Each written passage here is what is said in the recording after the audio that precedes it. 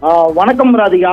மதுரை மாநகர பகுதி முழுவதும் இன்று காலை முதல் வெயிலின் தாக்கம் அதிக காணப்பட்டு வந்த நிலையில் மாலை 1 மணி நேரத்துக்கு மேலாக மதுரை மாநகர மற்றும் புறநகர் பகுதிகளில் கனமழை பெய்தது.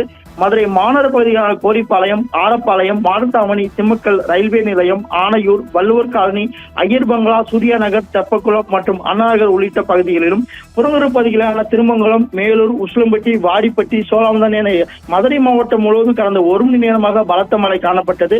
இதில் பிரதான சாலையில் மழை தேங்கிய நிலையில் திம்மக்கல் ரயில்வே நிலையம், மாடத்தாமணி உள்ளிட்ட பகுதியில் வாகனங்கள் மெதுவாக சென்று போக்குவரத்து நெரிசல் ஏற்பட்டது. 1 மணி நேரத்துக்கு மேலாக கனமழை பெய்ததால் ஆங்காங்கே தண்ணீர் மழைநீர் தேங்கியிருக்கும் நிலை ஏற்பட்டது. காற்றுடன் கூடிய கனமழை காரணமாக மதுரை பல்வேறு இடங்களில் மின்தடையும் ஏற்பட்டது. இதனால் பொதுமக்கள் மிகவும் சிரமத்துக்கு ஆளாயினர். குறிப்பாக சொல்ல வேண்டும் என்றால் கடந்த 1 மணி நேரமாக மதுரையில் பெய்த கனமழை காரணமாக கல்பாலம் பகுதியில் மழைநீர் தேங்கியதால் வாகன ஓட்டிகள் செல்ல முடியாமல் அவதிக்கு உள்ளாகினர். இருசக்கர வாகனத்தில் செல்வோர் சாலையில் தேங்கியிருந்த மழைநீரில் செல்ல முடியாமல் கீழே விழும் சூழ்நிலை ஏற்பட்டது. அதே போல் வாகனங்கள் மழையில் மிதக்கும் சூழ்நிலை ஏற்பட்டது. அதை தொடர்ந்து கீழ்பாலம் பகுதியில் தொடர்ந்து மழை காலங்களில் அப்பகுதியில் தண்ணீர் தேங்கியிருப்பது வழக்கம். இந்த நிலையில் இந்த 1 மணி நேரம் பெய்த இந்த மழையின் காரணமாக மதுரை கீழ்பாலம், கல்பாலம் முழுவதும் தண்ணீர் தேங்கியிருந்தது. இதனால் வாகன ஓட்டிகள் மிகுந்த சிரமத்துக்கு ஆளாகினர்.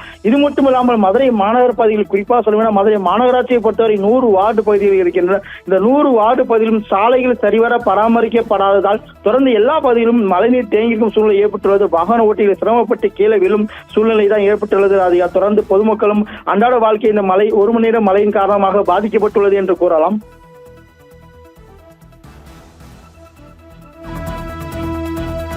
தகவல்களுக்கு நன்றி கார்த்திக்.